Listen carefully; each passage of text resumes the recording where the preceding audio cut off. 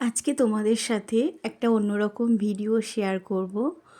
আর ভিডিওটা যতটা ভালো লাগা নিয়ে শুরু করেছিলাম, কিন্তু শেষটা ভালো হলো না। তাও তোমাদের সাথে শেয়ার করছি। যাই হোক, ভিডিওটা এটাই যে সামনে তো বসন্ত উৎসব, তার জন্য আমি এই যে ধনেপাতা দিয়ে একটা আবির বানাবো বলে, আর সেটাই তোমাদের সাথে শেয়ার করলাম।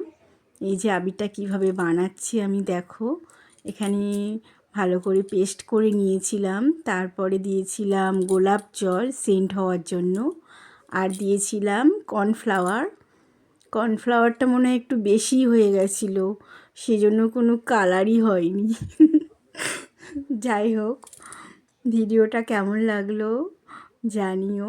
আর এই যে ভালো করে এটা মিক্সড করে নিয়ে তারপরে আবারও ছেঁকে নিয়েছিলাম ভালো মিহি হবে বলে।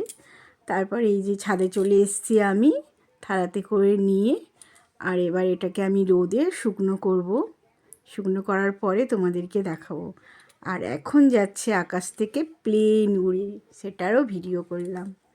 যাই হোক, এই যে দেখো এই অবস্থা হয়েছে।